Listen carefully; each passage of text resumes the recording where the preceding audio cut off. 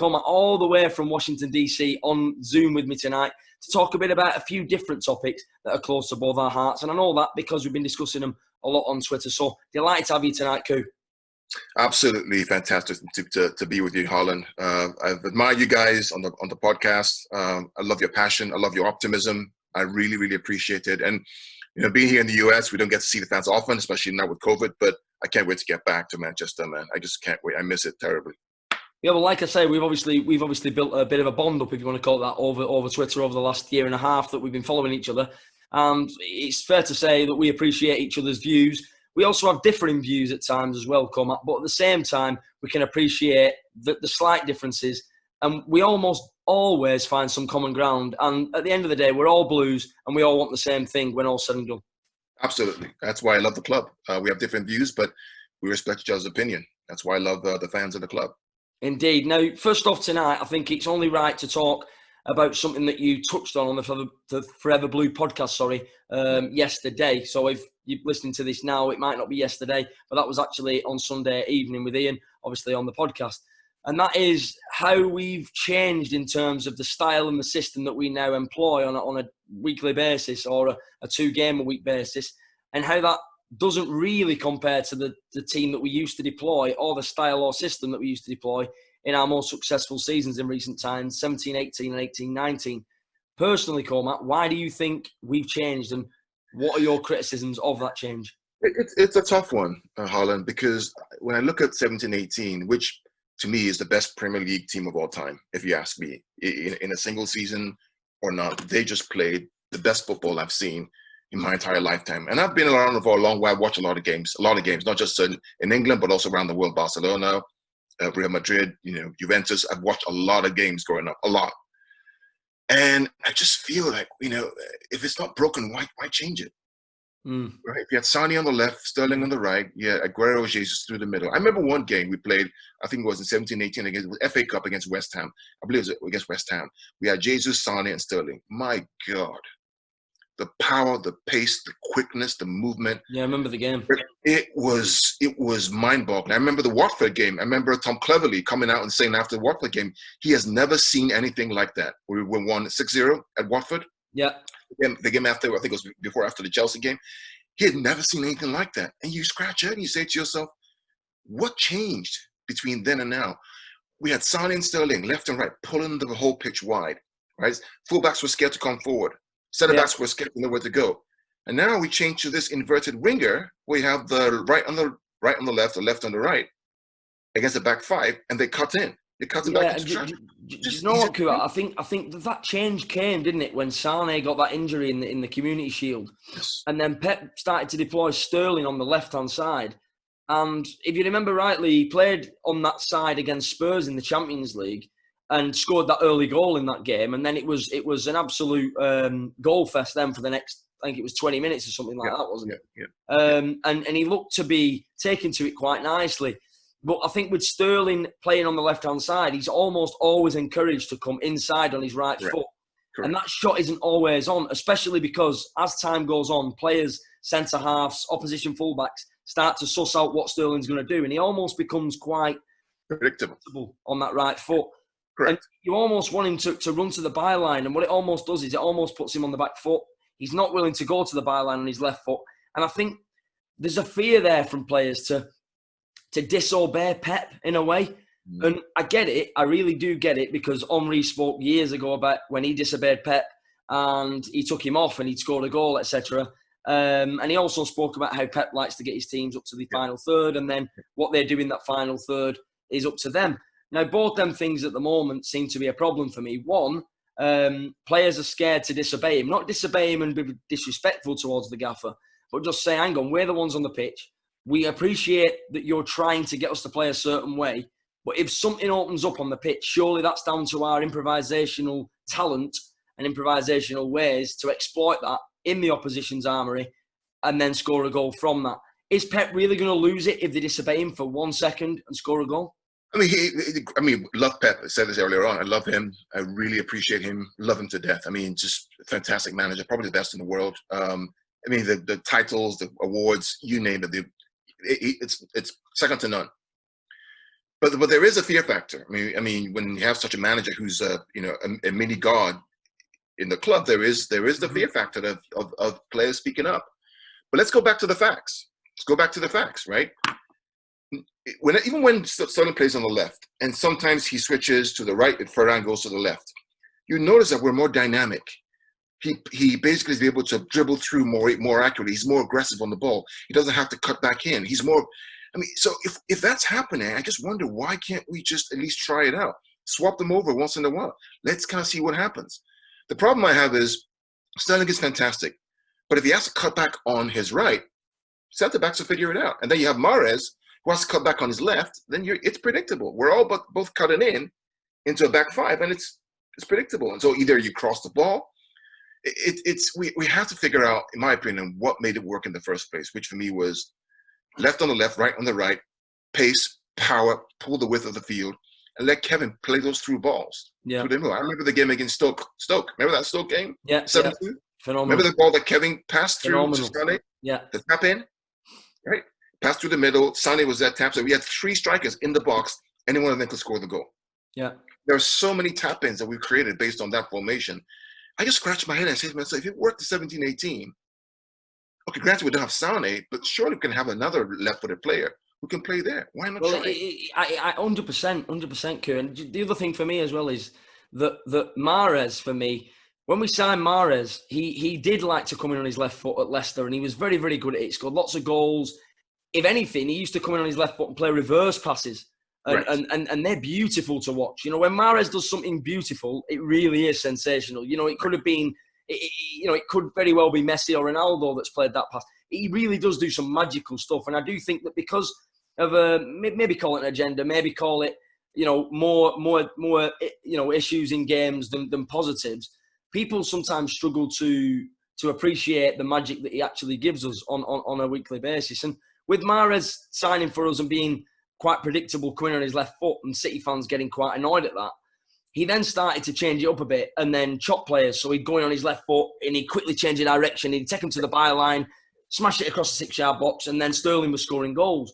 Right. But I think that Mahrez now, instead of coming in on his left foot and doing what he used to be able to do really well, when he gets in them positions now, instead of taking an extra touch and hitting the ball or chopping back onto his right foot and smashing it across the box, because he knows that Pep would rather have that ball injected back into the central areas and have that ball almost recycled to create this really strategic build-up play, you're almost taking the magic away from these players, aren't you, surely?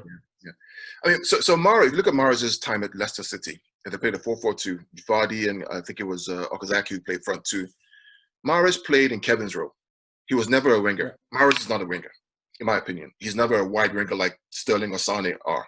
He's more of an inside right who's able to use the ball and counter-attack with pace and with those threaded passes. That's what he plays. The problem he has is Kevin plays that role.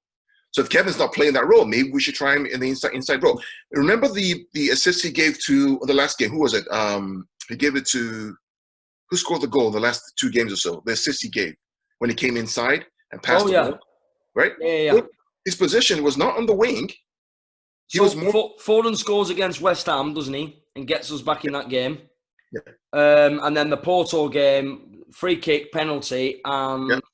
There was an assist that Mahrez gave to someone. I can't remember what game it was recently. I can't remember what game. But basically, he didn't play as a winger. He played more of an inside right. That kind of Kevin's role. And he's magic when he plays that. For Algeria, that's what he plays. Yeah. You know, so for me, again, he's not a traditional right winger with pace. He can't run past, the fullback with pace and beat him on. So again, maybe something's happening. Maybe we don't have that right and left winger, natural right and left wingers. But, what Mahrez does is, like you say, he's not got electric pace, but what he does is he will take a defender out of the game with a quick change of direction. Absolutely. But it's almost, he's not got the pace to beat a man if he's stood in front of him and it's like, eye to eye, I'm going to take you on. It's more a case of do something different, twist him, turn him, put him on the back foot and then do him. And then once he's done that, he doesn't need to be pacey then. He's already aware from the player.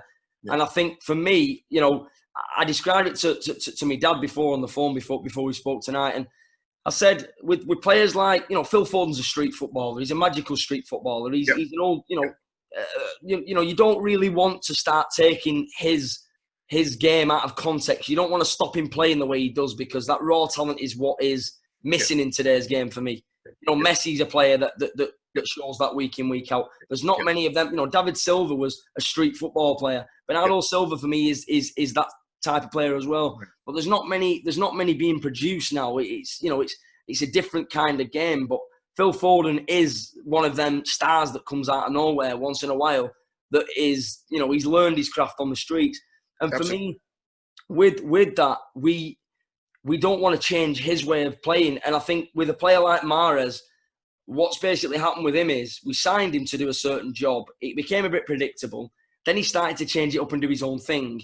And then Pep's now asked him to play this more patient build-up play style of football where he always has to come inside. He's scared of doing something that he's not been told to do and create magic. And it's almost like, imagine, I'm not sure if you're a fan, but imagine Harry Potter having his wand taken off him and you're still asking him to create magic. You know what I mean? It's one of them. You're restricting somebody from doing what they're the best at doing. And for me, I just think that the criticism is coming because Mahrez is in a real rut at the moment. And I personally know from playing as a youngster and even playing amateur football in recent years, when you're in a bit of a rut and that is compounded by not only being played and asked to do something that you really, really, really believe that you don't want to do at that moment in time, and when it's a constant barrage from fans, and you're telling me Mahrez doesn't see it? Of course he does. He's on Twitter. He sees it. He sees it. It can affect a player, regardless of how much money they're on. It can affect a player. It can affect performances. And for me, I just think we need to be a bit more understanding sometimes. I go back to the anchor, our anchor, when we started off, our anchor around 17-18 was perfect. It was perfection. Right? I mean, the reality is if we actually played the full team against United at home, that game that we lost, that we would have beaten them, probably 103 points. It would have been 103 points at least. I mean, and Sterling competitive chances against Burnley would have been probably 106 points. So it was perfection. If you have perfection as a gold standard, why are you changing it to something else? What do you expect to achieve more than that? It's a question I ask myself. If I'm doing something really well and it's working, why am I changing it based on some new item or whatever it is? Stick with it, right? It is. Left and right. I agree. What Pep's done is, I mean, we've had injuries and whatnot, so I understand you've got to fill gaps in, you've got to plug gaps, you've got to try different things, and I don't mean try different things in terms of changing the system, changing the style. You've got to try different players in different positions that are capable of playing in them positions. But like you said, Pep always said he wouldn't change the style and change the system. Now, on paper, if we're playing a 4-3-3, on paper to the naked eye, it looks like a 4-3-3.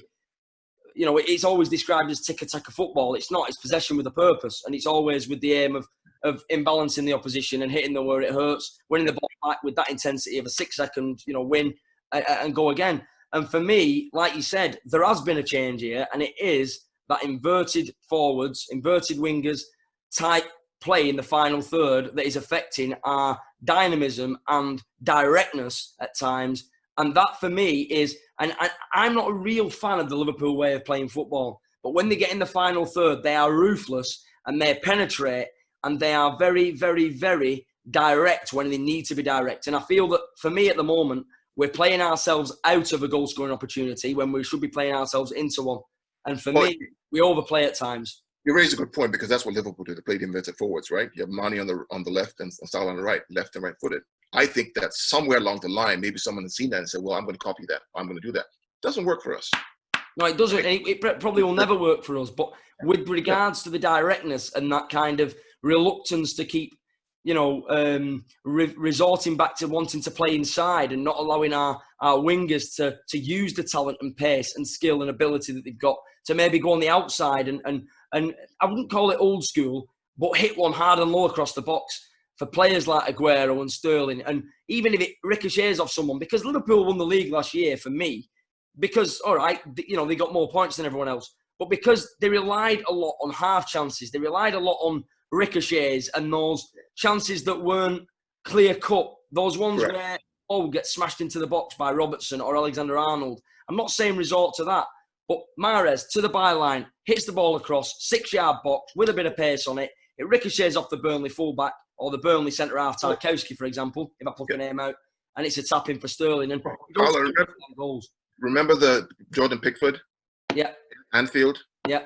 The 95th minute or 96th minute? Yeah. Somebody kicks the ball in. I think it was Van Dijk who kicks the ball in. Yeah.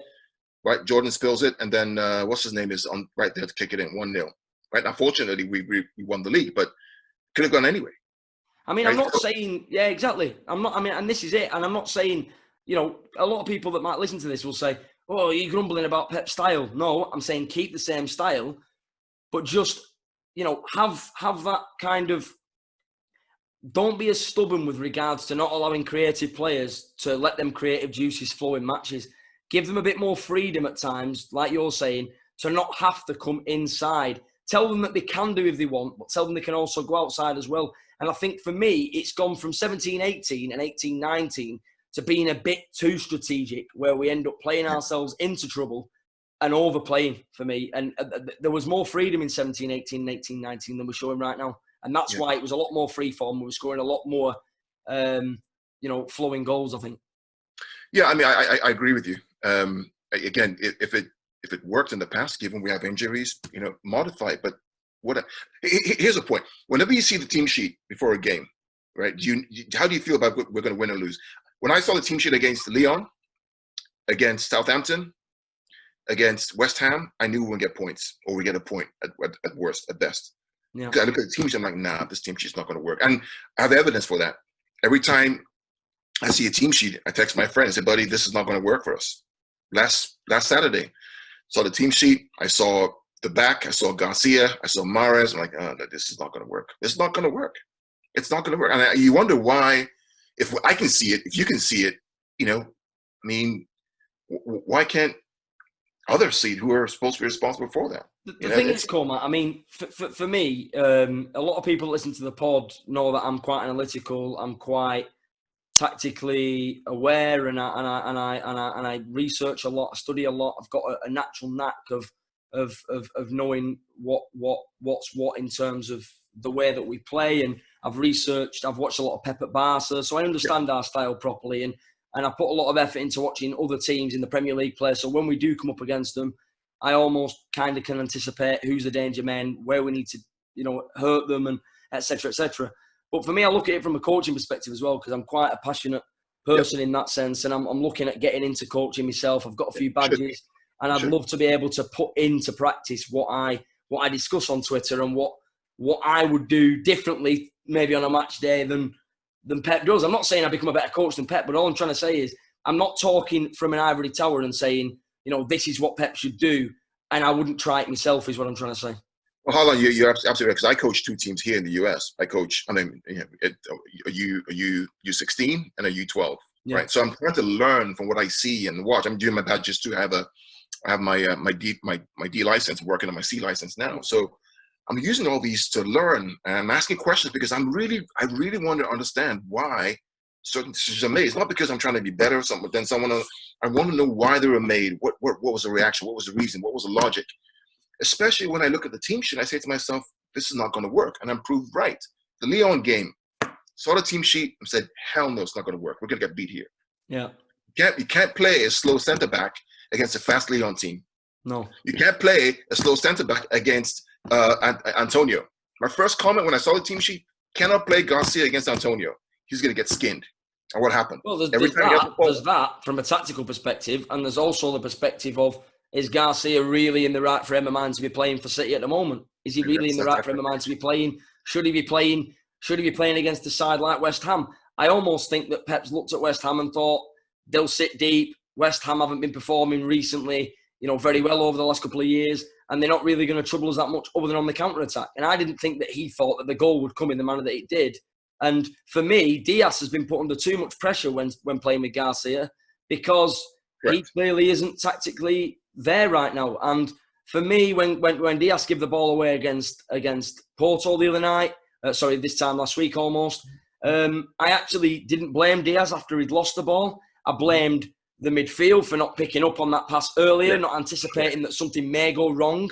And Rodri was massively to blame for the way that player was to run across the box and get a shot off. Garcia as well, not putting enough pressure on the man like he didn't do against Leicester and Maddison. And for me right now, he isn't there. Even at the start of last season, Koo, when we played Watford and we beat them 8-0, Ben Foster said, you know, he knew once it got to to 2 and 3 that we were going to blow them away.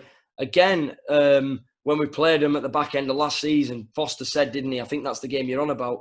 He said was that 17-18, sorry. But he said, didn't he, that we knew, even behind closed doors, that once City got a foothold and got a grip of us, that they'd destroy us. But for me, the consistency of them performances hasn't been there. And I think that is down to this reluctance to allow that freedom to the players that have got this ability and this technique and this raw talent.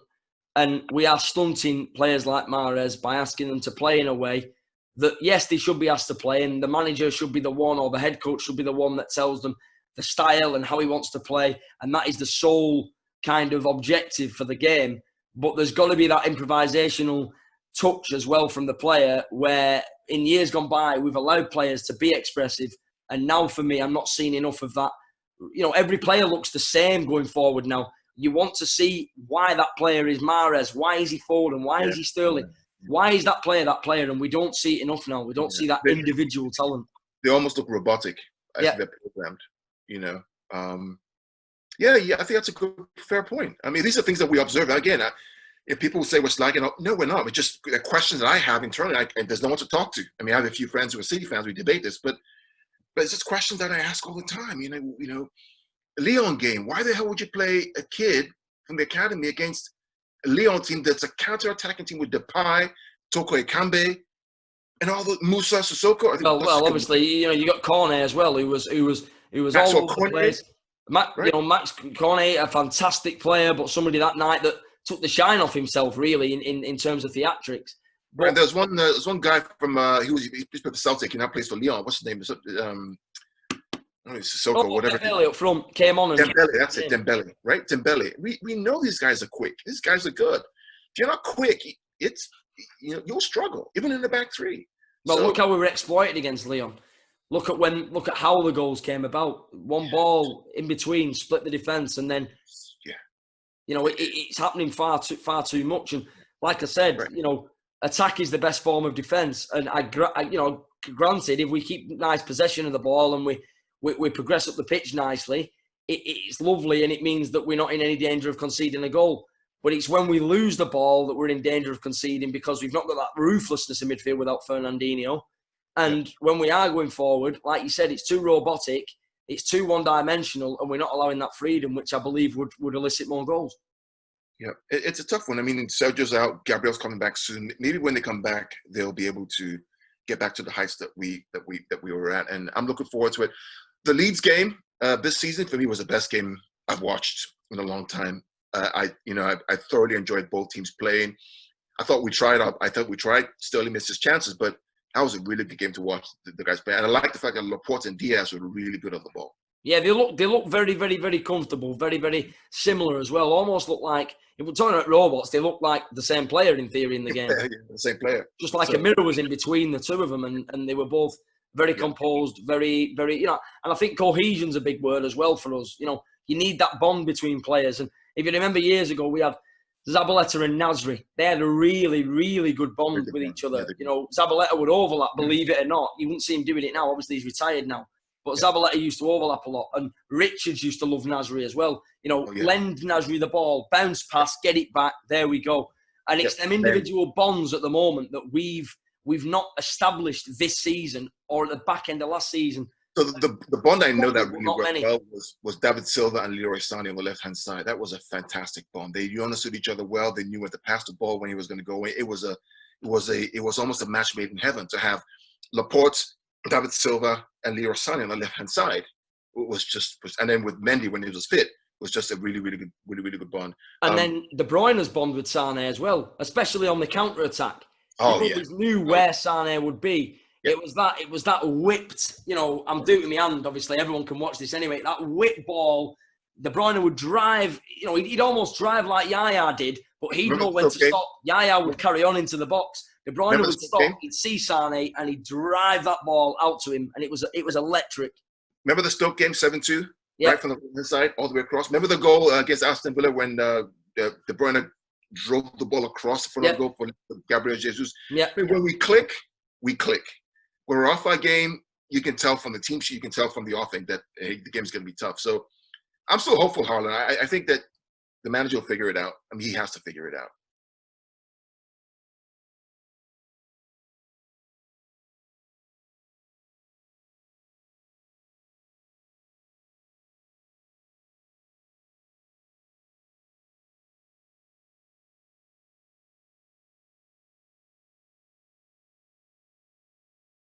Harlan, we go back to the same question again. 17-18, Fernandinho, warrior.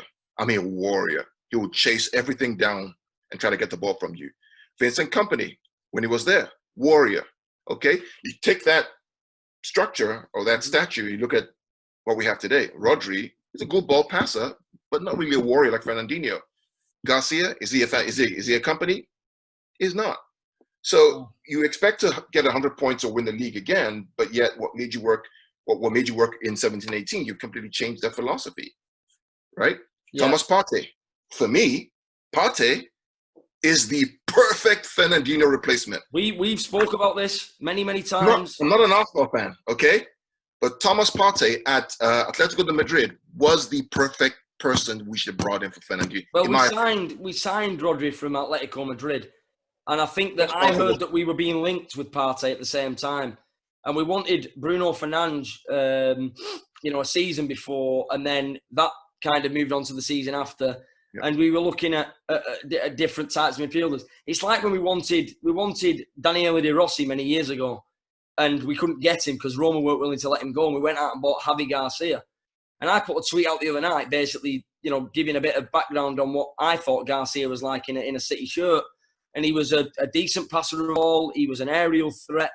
He was quite a pretty passer. He recycled nicely, but wasn't really energetic and didn't win many challenges on the counter-attack and didn't really play too many forward passes, penetrate the opposition and, split lines and play in between the lines. And for me, not in an offensive way and not in a throwaway way, because you'll probably notice on Twitter, I will never write anything that is throwaway. I'll always back it up with something and a validation or a reason as to why I'm saying it.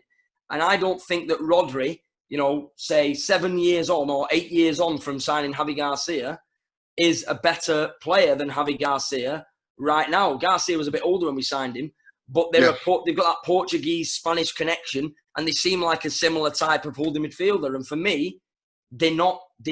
It's just not going to work for me. It's a tough one because you think about, let's go back and look at facts. You look at the last year, year before we won the league, we had Fernandinho playing holding midfielder, correct? Yeah. You look at the year before, I think it was Fernandinho again. You look at the Chelsea team that won the league, who was holding midfielder? Was N'Golo Kante. You look at Leicester City when they won the league, who was the holding midfielder in England? N'Golo Kante.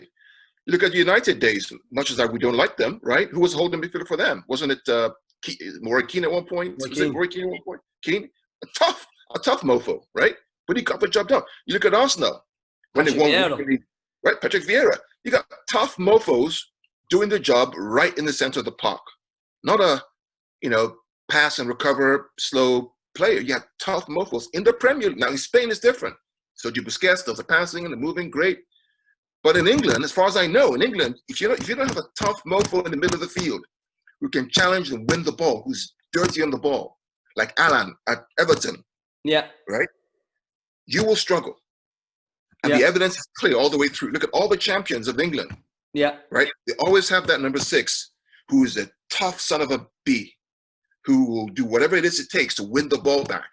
Both tactical fouls, real fouls, challenges, and pass the ball. Vieira, Keane, Kante, Fernandinho. Well, it's interesting, Koo, that you mentioned. It's interesting that you mentioned Busquets, Mascherano, for example, at Barcelona.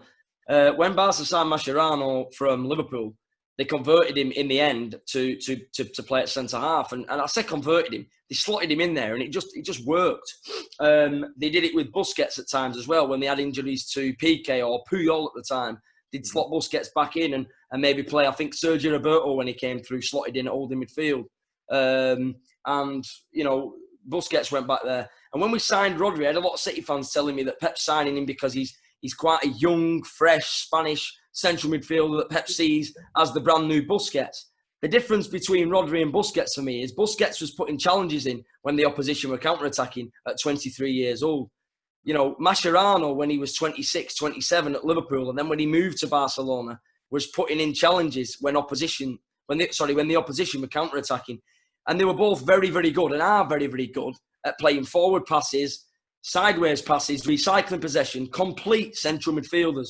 And for me, Rodri, to develop someone now at 23, 24 and get that defensive mindedness into them and teach them that. And as we know, Pep doesn't teach tackling. He doesn't coach tackling. He doesn't coach the physical side of the game.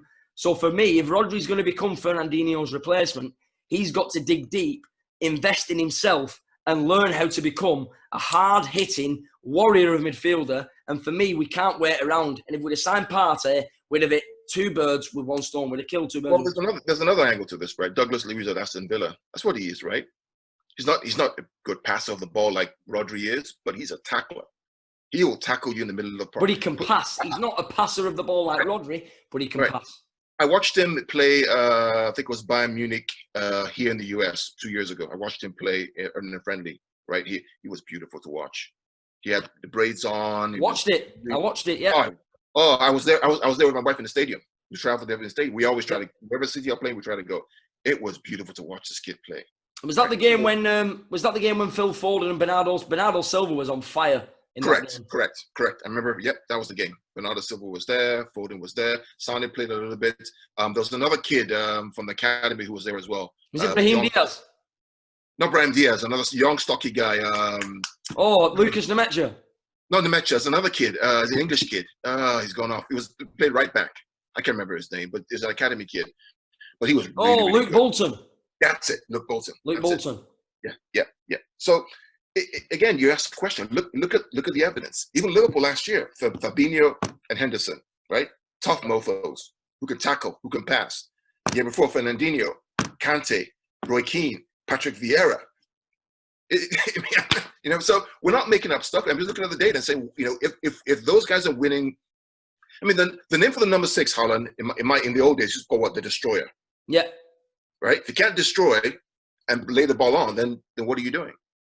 The Destroyer. That is, it is true. And so, for me, I mean, the jury's still out on Rodri. I'm going to give him time, but very quickly he needs to. Do you know what? Do you know what it is, Koo? And I think it's important to balance every argument and to show that we're not throwaway comment type people. We do think about what we're saying. On the flip side of what I've just said, I think Rodri's a nice guy. I liked him in his first ever interview. I think he's a very elegant football player. He's very good at keeping possession, and his passing is nice and it's crisp and it's all most of the time very, very, very, very accurate. Right. And when everything's going well, he's the type of player that you want in there, maybe with someone else, to keep everything ticking over, a bit of a metronome, keep the ball and protect the ball. And he does that really well. But when push comes to shove and it's not going well and the opposition are getting a grip on the game and they're thinking, do you know what, we can hurt City here, we can counter-attack, then he isn't the right man for the job. Therefore, I'd keep Rodri only when things are going well. And even last season, I'd have played Fernandinho in his rightful role. I'd have maybe moved Rodri back into the centre-half position and maybe tried to use his actual attributes that he's actually got, and see how that worked. And for me, when we did possess two fit centre-halves, and Stones could have played last year, and Fernandinho would have protected Stones more than Rodri did, I'd have sat Rodri on the bench for 1 or 2 games and said, just watch Fernandinho. Fernandinho. Watch what he does. Learn from him that way, because players don't always learn from being on a pitch. They sometimes learn from being off the pitch, watching the person that they're supposed to be replacing play in front of them. No, I concur. I think that he needs time. I mean, it's to come to England. I mean, when David Silva came to England, he needed time to adjust as well. So I'll give him the time. But for a championship team, if you want to win a title, you don't have too much time. You have to really quickly adjust to it, or else you find yourself being replaced by somebody else. There is another part to this as well that, we play Rodri sometimes with Ilkay Gundogan next to him, which, then you have this whole double pivot and you have 2 players who are not very quick on the ball, and that's an issue. If you're playing with Bernardo, who has some energy, and playing with Kevin, then that changes things around. Then there's less pressure on him because those guys can keep the ball and move the ball around. So again, it goes back to tactical formations. What would I do if I was a manager? I'm not Pep Guardiola, but I think about what would I do if I was a manager, because I'm coaching. What would I do? What changes would I make? Why would I play Rodri? Would I play Rodri in centre back? Would I play him somewhere else? That's the kind of thought process that I try to go through. When I make these arguments on Twitter, it's not because I'm trying to slag anybody off. I'm questioning myself and saying, why would I play him that way? What can I change? Exactly. And for me, the perfect midfield would have Rodri, Bernardo, Kevin De Bruyne, or Rodri, Foden, and Kevin De Bruyne. Those three, because of the interplay that they make. I remember the game at Anfield 2 years ago when it was 0-0 against Liverpool. Bernardo Silva in that game was fantastic. Absolutely His superb. control of the ball, coming back to help out, his passing, his movement. Absolutely superb. Do you remember the game he played when we won 2-1 at home as well? Oh my goodness! And he covered 8 miles in that game. I think you did it in kilometres, didn't you? 13 kilometres. 8 miles in that game. That is some distance in one football match against the top side as well. It was a game we had to win, and the mentality, Fernandinho, Bernardo, was switched on, and there was no Kevin in that game. No, there wasn't, and that was Fernandinho's best. That was one of Fernandinho's best games all round in a City shirt for me. But again, think about the mentality. You had company there, right? I think company Laporte, Walker. Yeah. Who was again? Who was left back? I think Delph played left back, didn't he? Delph was Zinchenko. I think it was Delph in that game. I'm sure it was. Okay. But the mentality of trying to win that game, trying to put those tackles in, that's kind of what we need every single game. I mean, the goal that Aguero scored, who gave the assist? Bernardo. It was Bernardo Silva. Recovering the ball, running around, dribbling, going to the sideline, coming back in, beating Trent Alexander-Arnold, and squaring the ball for Aguero to score. Well, I think you mentioned, Ku, yesterday, Bernardo Silva playing holding midfield. Now, a lot of people would think, what? Look at the size of him. But I think size in football is somewhat used sometimes. And I've been guilty of it in the past myself before I educated myself on it and came around to the idea of, why does, you mentioned Kante yesterday, why does a holding midfielder always have to have height? Probably because a lot of teams will try and play over the top of them. They'll try and bypass them, and get it into the deep lying forward or a false 9 or a number 10 or something. But at the same time, if the ball is on the deck, why does height, in terms of a central defensive midfielder, have to be an important factor? Bernardo Silva, like you said, he's got the tackling ability, he's got the work rate, he's got the desire, he's got the will to win, he's got the passing ability, and when he regains possession, he's got the pass selection bang on, and he's got the energy to get himself forward and create stuff. So think about Harlan. This is a fantastic point. And again, this is one of my what ifs, right? I think about, and I get slack for this online on Twitter because they're like, oh, this guy's American, what does he know? But I watch a lot of games, Harlan. I watch a lot of games. If I'm not working, I'm watching games. I'm watching games in India, in China, in Australia, in Poland. I'm watching it. We get all. I appreciate that. I watch all the City games. I watch League One, League Two. I watch a lot of games. So I see Bernardo Silva, 13 kilometers in a game. N'Golo Kante covers the ground. N'Golo Kante runs. He tackles. He passes. Bernardo Silva does the same thing as well. Why not? Why can't we try him there and see what happens? Play Bernardo, Foden, and KDB. Bernardo, for me, is our best all-round football player in the squad. I personally believe he is the best all-round player in the squad. He really is. The first time I saw Bernardo play, I saw him live at the Etihad, Monaco versus Man City. I was there, buddy. He ran the show for Monaco, didn't he? Dude, I was there. I was there at the stadium that day. I was there. I saw it. Yeah. My God. You mentioned the Bernardo Silva point, which I thought was massively important. You obviously touched on Gundogan there as well. And Ilkay Gundogan, for me, is one of my favourite players. And he was one of my favourite players in the world when he was at Dortmund. I thought he was phenomenal. If you ask Jurgen Klopp now to talk about Ilkay Gundogan, he would tell you exactly what... He wouldn't tell you what you want to hear, but he would. But he'd tell you the truth, and that would be what you want to hear if you follow me. He's a phenomenal football player. He sees things that other players don't see. Absolutely. That was an Oasis lyric once. You'll see things you'll never see, and I think Ilkay Gundogan epitomises that line in that song. He does things that fans, a lot of our fans, for me, don't appreciate, and that is because he doesn't do what Kevin does. He doesn't maybe take the risks that Kevin does. He doesn't hit shots when Kevin hits them. He doesn't. If I may just stop you right there. Yeah. Right? That word, he doesn't take the risks that Kevin takes. Have you ever watched the game and said, Kevin, why the hell do you take that risk? Keep a simple pass. Kevin makes mistakes, many mistakes. right, in the game. But because he has that Hollywood pass once in a while, we kind of gloss over it. Gundogan loses the ball sometimes, but he keeps the game ticking. He keeps the game ticking. What he needs next to him is energy and power and pace. And that's why Rodri and Gundogan doesn't work. But the thing is, when that doesn't work, Cormac, what people generally say is, it's Gundogan, it's Gundogan, it's Gundogan, it's Gundogan, because they don't want to say anything about Rodri because he gets a free pass, because he's a young Spanish midfielder that Pep signed that is the new Busquets. And for me, that's wrong. Players should be given credit on merit, not because of who they are. And for me, why should Gundogan always get the blame when him and Rodri are playing together and it's Gundogan that's trying to make things happen? And then when the ball breaks, Rodri is lapsed, or he's not there, or he's not ready to win that challenge, or not committed enough. And because there's two players in there and one gets a free pass, the other one has to, by default, take the blame.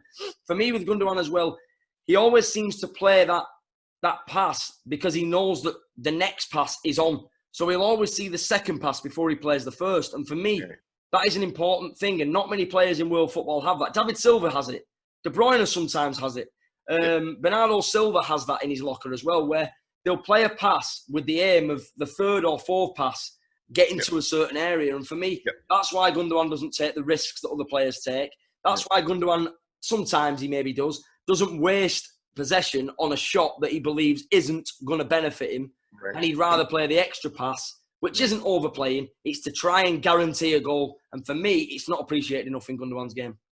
I mean, I think again, let's give Rodri time. This is his first year to his pass. Now he's getting into his second year. Give him time to figure out how he can use his strengths to mitigate his weakness, which is lack of pace.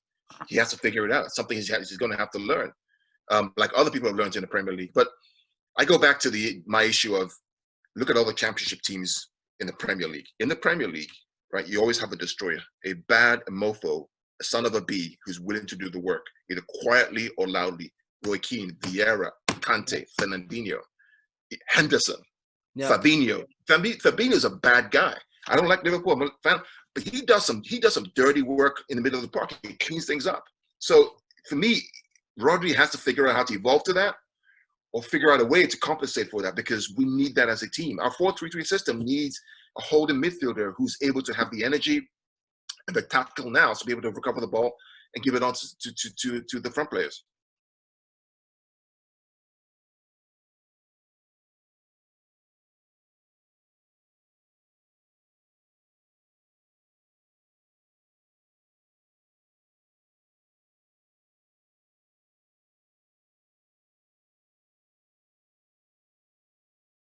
That was the night when I decided that the fullback that I wanted, or the fullbacks I wanted, or one of the fullbacks I wanted, was Mendy and Sidibe. Mendy or Sidibe, or Mendy and Sidibe, because they were phenomenal. They were phenomenal going forward, but the reality is they're actually weak on the defensive side. If you look at it again, if you look at the game again, going forward, they're phenomenal, but on the defensive side, they're weak, because most of our goals came through Mendy's area. Yeah. Because they're beating one-on-one. Sunday beat, I think it was Sterling beat him on the left, and then Sunday, when he switched, also beat him on the left. So Mendy has always been weak defensively.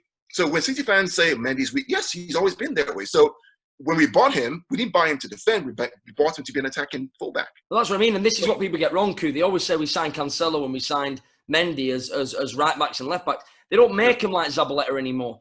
Mendy, I believe personally, and I said this to James Fawcett back in May on a Zoom chat we did, that Mendy has been mislabeled. You know this as a coach. Sometimes you might think a player is a certain player or could play in a certain position, and they get wrongly labelled at a certain age, and then they just end up having to play there for the rest of their career. I think Mendy was, a very, very capable winger.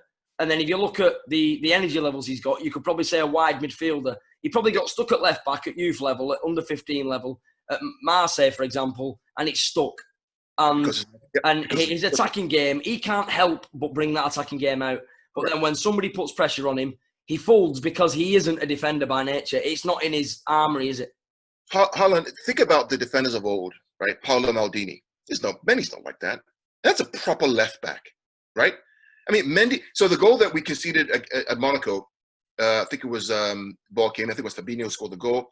Mendy gave the assist. Again, from that left fullback position. Mendy the header, wasn't it? Yeah, Mendy's not a proper left fullback. idea that somehow he's going to transform into this magical left back is a pipe dream. It's not. The goal we played against Monaco was 5-3 the score, right? I remember that game, 5-3. Halftime it was 3-1. I remember going into halftime thinking, oh my God, what am I? I came all the way to England to watch this, whitewashing, and then the boys came out and actually won the game. But what was clear to me was that most of the goals came from Mendy's side, Mendy's mistakes. He's never been a proper left back. So to expect him to be that is delusional, frankly. What I'd be interested to see as well, Koo, we've seen it a few times, but it would be, and a lot of City fans that listen to this or have listened to me on the pod have always gone, oh, no, not a back three, that's a back five, or it's only a back five when you're defending. When you're going forward, it's a back three. And if I remember rightly that night, I think Monaco deployed, it was a system that kept changing during the game, but it was a very fluid one. And Mendy and Sidibe were constantly bombing forward, up and down, up and down, up and down. And like you said, maybe defensively they were weak, but they were up and down, up and down, up and down. And what we don't allow Mendy to do when we play him in a back four, or Cancelo, or Walker sometimes for that matter, is giving them that freedom to focus solely on going forward and not have to worry about defending, which by making them worry about defending affects their forward game. It affects them going forward because they're too scared of how far forward they advance. Therefore, we are weak because of that. I'll tell you what, if you watch the games in 17-18, the games we played, the 3-5-2, when Jesus and Aguero played, Watford, Crystal Palace, Liverpool, 5-0, 6-0, 5-0. Okay? So it works. It does work. It does work. And do you know what? Personally, for me, that is where that is in that formation we play our best football. A lot of City fans can't see it because in England it's very, very, very wrong in a sense to play anything other than a back four because it's a different. It gives you a different. People don't like change that much, and a back four is a traditional English defensive line.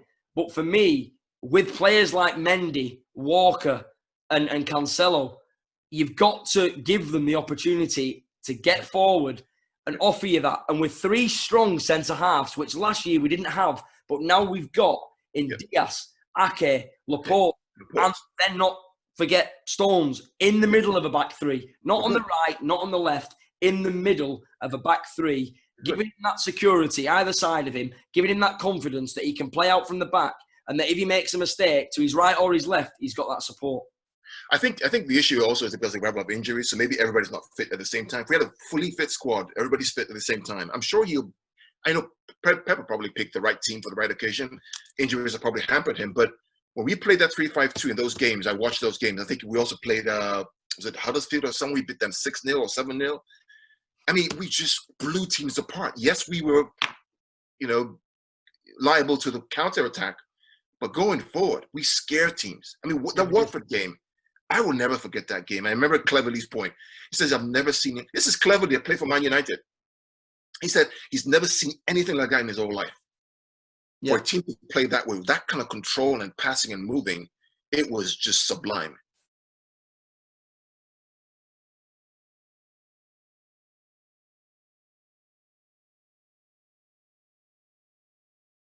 There's a feeling among a lot of City fans now that Pep's coming to the end. There's no contract. There've been discussions. There's no contract confirmation yet.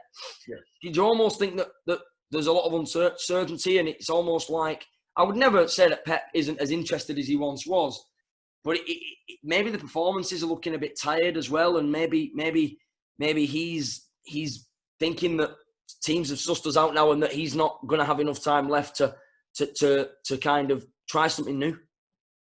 I don't know. I mean, because I know that go back to 17, 18, 19. When he doesn't have a good preseason, this happens, right? So think about last year. We had a crappy preseason in China. It was terrible, right? Missed the plane, wrong plane, couldn't land. They got there. It was hot. Whenever we don't have a good preseason, this happens. We had a great preseason, 17, 18, the US. He had timed with the players. They brought the players in on time. Everybody was fit. We're firing. The game against Tottenham again in Tennessee with 3-0, battered Tottenham. Battered them. The game against United, I was there in Houston, right? Battered United, but United scored 2 goals. So I think the preseason, lack of players, no preseason, it all affects the way he wants to prepare for a game. He was in Barcelona for 2 weeks. He had to come back and then couldn't play, couldn't train because of the COVID restrictions. He lost his mother. So these are all factors that play into it. Is he going to leave right now without a contract? He's going to leave, in my opinion. Until we hear that he signed a contract, I assume in my mind that he's going to leave. That's the way I work, right? Until I see a contract, my opinion is you are going to leave. That's me. Sign a contract. I'm an optimist, Cormac, but I think there's blind optimism, and I think right now, like you said, we've not seen anything of tangible or anything like that. So I think we've got to hope that isn't the case and that he does sign an extension. But right now, it's looking like he may or may not. I think the other thing for me is as well that if you were to set Pep does, who's your man for the job? I don't want to encourage this too much because I'm hoping he stays. Yeah, but I'll tell you what. So for me, if he leaves, I'm the happiest man in the world because he's done a fantastic job for us. I've seen football that I could only dream of in my dreams. Yeah. I've never seen anything like this. I've watched games with goosebumps. Yeah. I've seen games where my whole weekend has been blessed and happy. Yeah. I'm full of energy because I've seen what he can do. I bought his books. I love the way they play. So I'm glad for it. Everything that has a beginning has an end, right? Yeah. But when he leaves, and he will leave, right? At some point in time, City will be just fine. We won titles before he came, and we'll win titles after he leaves. So we'll thank him for his service, and we'll move on to the next manager. So if he stays, I'm happy. If he leaves, guess what? City will be here. We'll keep winning, and we'll get a better manager. Now, in terms of, for me, who I'm looking at, there are a couple of things, managers I look at. I look at Luis Enrique, for example, right? One, because he plays players from the academy. He gives young players a chance, right? That's one example. People talk about Pochettino. I'm not convinced yet on him. Yeah. I'm not convinced on him. I like Gasperini of Atalanta. Yeah. Right? I like Gasperini. Atalanta, for me, play the best man-to-man marking football in the world. They're phenomenal. Goal scorers as well. Oh, my God. So that game against Liverpool, the Champions League, that's going to be a game. Oh, I know.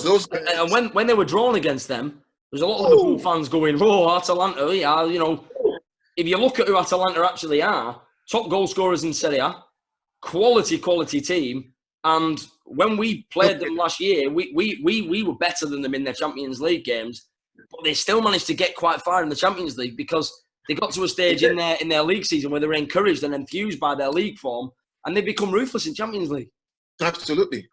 So for me, Luis Enrique, Gasperini of Atalanta, Pochettino, I'm not too sure about him. I'm just not too sure about him. And then, I look at Brendan Rodgers. This may be controversial, but I think he's learned a lot over the past couple of years. Look at the game against Arsenal. That's not typical of Brendan Rodgers sitting back. I think he's learned to be tactically aware of what he needs to do to win games. He would also be a candidate for me that we could also try as third in line. The guy from Ajax is probably fourth in line, in my opinion. Ten Hag, yeah. Those are the coaches I would look at. If Pep were to leave, we could bring in. Well, I appreciate the way Atalanta play, and like I say, Gasperini, what a manager! He's got them playing, great football. It's one of them leagues where Inter and AC are just starting to get the foothold back in it. Juventus have been hugely dominant in that one over the last couple of years, and Atalanta have broken into that top four. So I think they finished in the top four. Is it twice or three times out of the last 4 seasons? Very, very, very, very nice to watch. So he's and I know it's Italy, and I know a lot of City fans will go, well, will he come over and bring an Italian style? Look at how they play in the Champions League. When you play in the Champions League, you don't play your country style of football. You play your style of football. Well, Harlan, Atalanta's style is one of the most complex systems in world football, where they play. It's one of the most complex. And so the problem with that is if one player's not on it, it breaks down. That's why you see them score 7 goals and the next week, concede 3 or 4 goals. Every player has to be on it. It's a very complex system, man-to-man marking, man-to-man play. But it's beautiful to watch. When it works, I think there's an old saying, when it's good, it's very, very good. And when it's not good, it's just poor. Now, I'll throw a name into the hat with regards to the managerial question that I asked you. Maybe we can hook up again on Zoom, talk about the managerial situation as that one unfolds. I like Julian Nagelsmann. I really, really rate him as a manager. Loved him when I wanted to thump Hoffenheim when we played him. Of course I am. I'm a blue.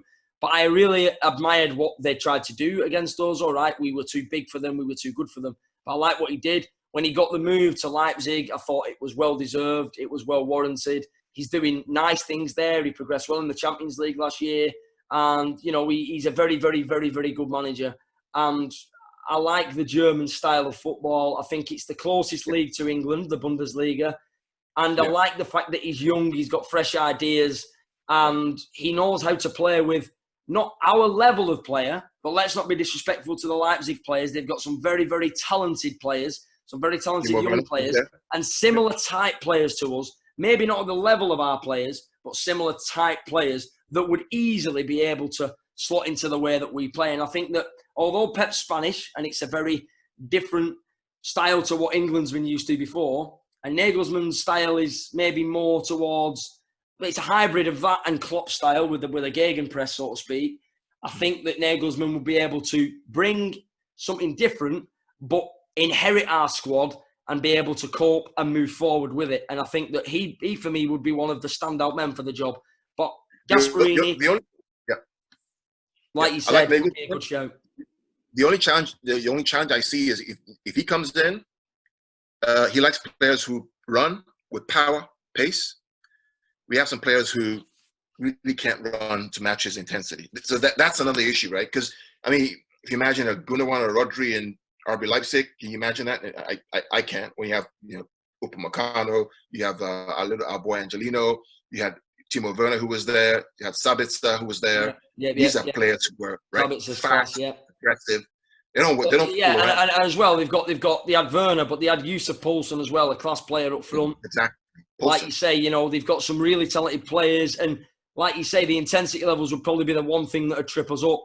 But that's where then he would have to come in, and that I think would be then. You know, we're all talking about how Pep maybe needs to have an overhaul. I don't think it's a massive overhaul. I think it's 3 or 4 players. But I think with Nagelsmann, he would then need to come in and be the man to make them signings as well. Absolutely.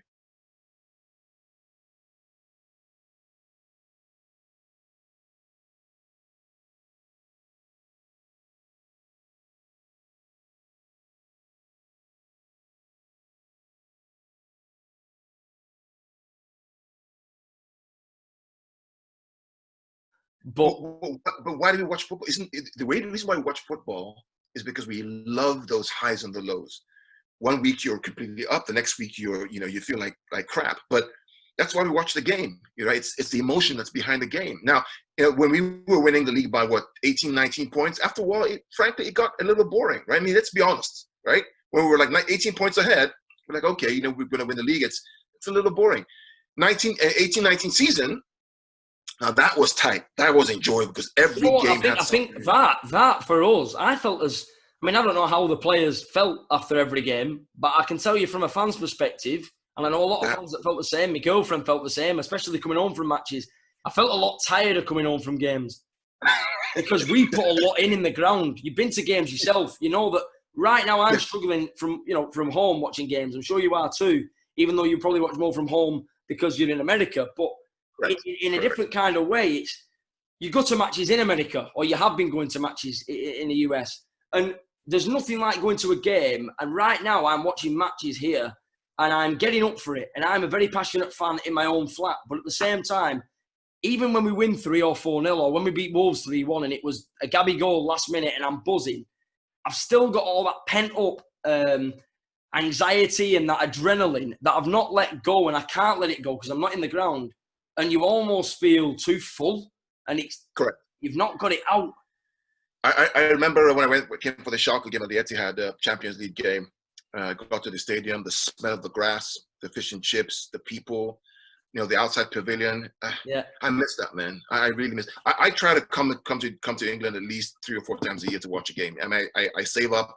I put all my money together. I try to make it. My wife gives me permission to go out and do that because she knows this is what I love. My kids love City. They have City shirts. My little 4-year-old knows the players. You know, he knows the songs.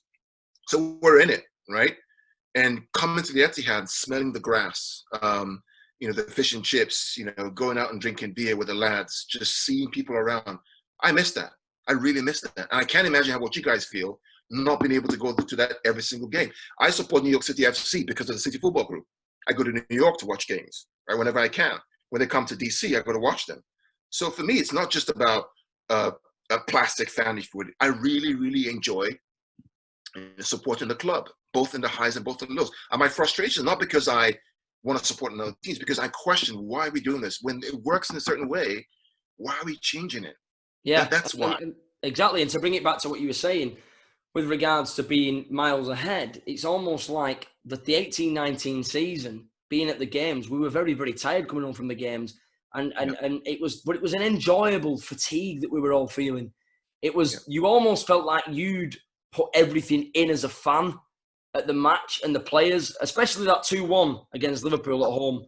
I have never shouted, screamed, chanted, felt like my heart was going to burst out of my chest at any match ever. And all right, maybe a comparable one was probably for a couple of minutes when Company had scored against Leicester and when Aguero scored against QPR. But for me, throughout a 90-minute game, I've never been that passionate, maybe, because of what it meant and the rivalry and everything. And I feel like, we were coming home from games and we were fatigued, and it was exciting at the same time, but it was probably the most difficult City game I've probably ever watched in a football stadium because of the anxiety levels in the ground. I'll tell you what, that Leicester game, I was at home watching with my kid and my kids and my wife, and we were anxious. We were sweating. We were concerned. We were pacing up and down. Couldn't watch TV. When that goal went in, literally the whole neighborhood heard us scream. I mean, the whole neighborhood. I popped open a bottle of wine. The ball, we pushed that ball into the net. Yeah. Yeah, you guys did. You guys did. Whether you were in DC or whether you were in the Etihad Stadium, every fan that night, even though, maybe Company couldn't hear you but could hear us in the ground, as a fan base that night, because of the anxiety in the ground and at home, that ball, that power, that accuracy, that ability from Vincent Kompany's right boot, that had an injection of the fan base in it, and that was for every single City fan out there, that goal that night. Absolutely. And the fact that goal meant so much, like you say, it does mean that season was probably more exciting from a different perspective than 17-18. The 17-18 season was satisfactory. Satisfying, very, very satisfying, very strategic, and very, very beautiful to watch. The other season, 18-19, probably ended up being a bit more, dog eat dog and a bit more dig in, delve, dig deep. But it was just very exciting as well. There are a couple of things that made that season more exciting for me as well, is because one, the media narrative against City and for Liverpool was overhyped here in the US. It was, I don't know about England. I mean, I hear stories about what's happening with, in England in terms of the overhype. Here, it was an overdrive. It was literally everything was about, Anfield, and Liverpool, and this, and that, and this. I'm like, guys, we're the champions, and we're ahead. When will City drop a point? Now it's Leicester's turn to become a Liverpool fan. Brendan Rodgers, used to be a Liverpool manager. He's going to be City. It's this team. Yeah. So that drive, that really was overhyped. So it was more satisfying because we were the kings of England. Every competition in England, Community Shield, FA Cup, Carabao Cup, Premier League, we won. And if not for VAR, and I believe this with all my heart, Holland, I believe this. If not for VAR against Tottenham, I really believe that final of the Champions League would have been between City and Liverpool and would have won it. I really believe so. My guy, do you know what, Koo? You've never heard my perspective on that, and that is exactly what I've said to my friends, my family, the people closest to me, Liverpool fans that I know. And do you know what? Some of them have probably said, do you know what? Because you'd have got through against Spurs and because of the occasion and because it would have been City-Liverpool and what that game would have meant to us, we would have got, I think we would have battled like we did in the 2-1 game in the Premier League. And I think that the desire in that game would have carried us through. We would have won the Champions League that season.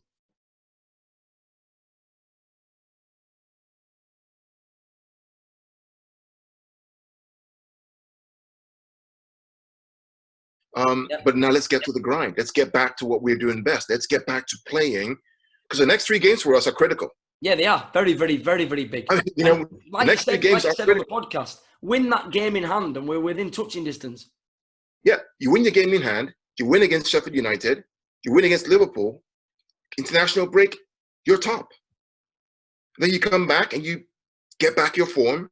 Players get rested if they can with this international, Nations League nonsense that's going on.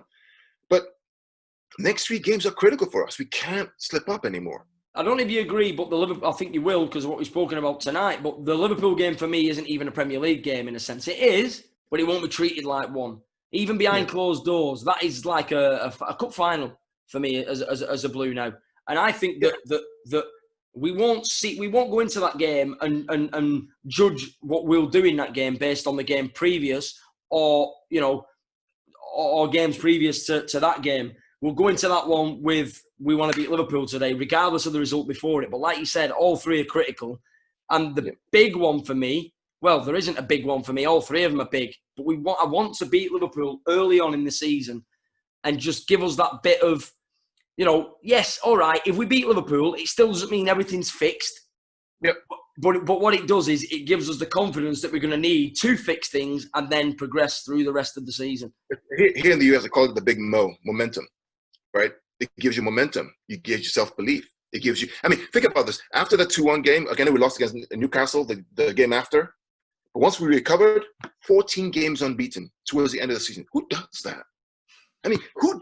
You're running towards the end of the season. You got Liverpool on your tail, right? If you drop a point, if you drop 1 point, it's game over. Not if you in a row. If you draw a game, if you draw one game, it's over, and you win 14 on the bounce. That's special. Special. Very, very, very, very special. To win 14 games in the Premier League without dropping one single point is almost miraculous. With injuries as well. So all I want is for them to get back to that level. That's where they belong. That's a respect that the club deserves, the coach, the managers, the players all deserve. And it's what the fans deserve for all their hard work they put into the club. It is indeed. Thanks for talking to me tonight, mate. It's been a pleasure. I enjoyed it, man. I feel like I've, I don't know how to put this, not cleanse myself because I enjoyed talking about City, but what I mean is I feel like I've got a lot out. I feel like we've spoken in a respectful way as well. We've discussed a lot of things that I think have been on my mind or have been at my thumbs, but not maybe in auditory or visual, form. And I think that tonight we've discussed a lot of things that I hope will clear us up to people that don't maybe know us other than behind a profile on Twitter. And I also think that, we've covered a lot of ground, and I think that we've got a mutual kind of interest in what we actually discuss. So thanks for joining me, mate, and good luck with everything over there in the US. And I hope to speak to you again soon. Look forward to it. And you really enjoyed the session with you. Really great. Let's do it again. No worries, pal. Thanks a lot. Speak to you again soon, too. Bye, mate. Ta-ra, buddy.